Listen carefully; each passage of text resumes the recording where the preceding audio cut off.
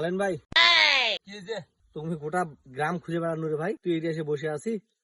ভাগ্য ভালো তোর বাড়ি তুমি গেনু যে তোর বউ কোনো আলামিন কই, আলামিন খুঁজে পাই না আমি। তোর বউ কোলে পেজ বাড়ি ভাই, তোর সাথে কিছু কথা আছে ভাই, উঠতো মানে পেজ বাড়ি আর ওই ঘাস টাস গুলো মেলার জন্য কি তো কা উঠবে হবে বসে থাকে শুনি মুখা। সেদিন আমি তো খাইত গেলানু বল মাছটা মাছছিল ওই জন্য। ভাই তুই কিছু মনে করিস না, ওই জন্য আমি তোর কাছে আইনু আজকে ক্ষমা চাওয়ার জন্য। তোর ভুলে যাবে আমি ক্ষমা করদিস। মুই এত কোন গেলাম না, কারণ কালকে শুনু নাকি তুই বলে খাইত বলে গ্রামে সবাইকে ডেকে নিয়ে গেছিল মাছ মারতে। তো ইনশাল্লাহ সবাই বেলা মাছ পাইছে, সবাই খুশি। আর ওই মাছ মারবে যে বেলা ওদিনকে ভাত কাটা হয়েছিল, ভাত কাটার কথা যে আমার বলে একলা মাছ মারি, এই আজকে তোমরা বলে মিলে দিলে মারি। তবে আমার খুব সুন্দর লাগছে ভাই, তুই মনে কিছু নিস না। না বুঝতে আমি তো গাইছি মুই একলাই খাওয়া লোক নয় তো, মুই গ্রাম গোটাই ডেকে নিয়ে গেছিল। ভাত কাটা হয়েছিল 25-26 জন আসছিল কালকে। কালকে এসে একটা ইয়া পাইছে, গ্লাস কাপ পাইছে, তারপর দুটো জাপানি গেল আর মেরে নিয়ে গেল। কত ভাই ওই রাশেদ খুব হিংস্কর, মানুষ মাছ খাওয়া দিবা না, তাই বলে ভিডিও করে বেড়াচ্ছে। বুঝ না তোর আপনকার খাও আর বাপের খাড়ি নাকি এখন তুই ভুল স্বীকার করবি। আরে ভাই মুই শুনু ওই কালকে নাকি বল তুই ধ্যান নজরে না মাছ পাইছিস ভাই গ্লাস কাপ, তুই শুনে অবাক। শুনে মুই খালি সাপাতে মার মার কাজ কালকে শুনলাম, এইটা তো খুঁজে পারু না। সবাই করে আর গোপালপুর ঘুরবে গেছে। মুই না হিংস্কর, তুই গ্লাস কাপে মা ঠাকুরজি মুখ দিল না, বাপ রে বাপ। মুই পাইনি এটা ভাত কাটাটা পাইছে। মুই এটা কানে দুটা পুটি কাপ পাইছো আর একটা ষাঁটির মাছ।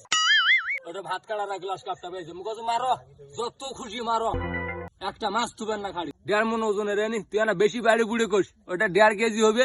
একটা গ্লাস কাপ পাইছে আর দুটা জাপানি পাইছে। আর মুই এটা দুটা পুটি কাপ পাইছো আর একটা ষাঁটি। তুই না বাড়ি বুড়ি মানুষ কয়ে বেড়াস বেশি।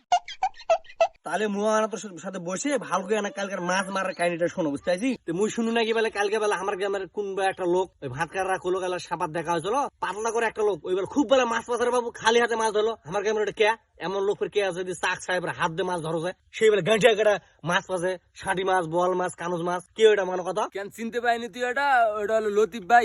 আমিন ডিপ চালায় না আমিন। আচ্ছা আর ওই একসাথে গেছিল দুজনাই যে নামবি না।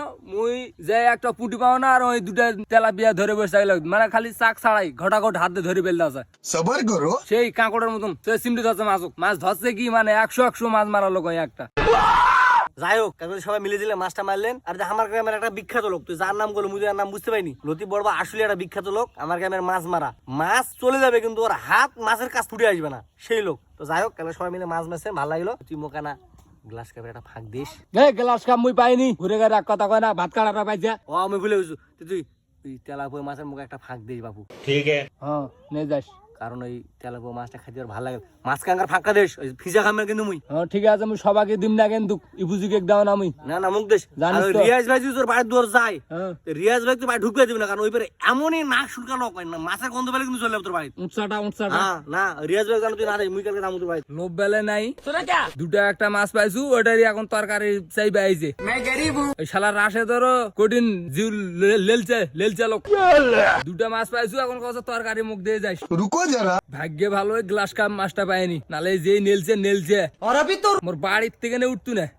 আর মুই যদি কালকে যদি গ্লাস কাপটা পাই তু পাও আর তো চাক দে মারছ, মুই তো নোক দে সোজা করার মাথাটা ধরে নোক দে ফুটা করে দে টানে উঠা তু দি। কিন্তু মুই পানি না, মোর কপালটা খুব খারাপ। ভাত কাটারা পাইলো যাক দোয়া করো, ভাত কাটারা খাও তোমরা, তোরা বড় লোক হয় বাবু।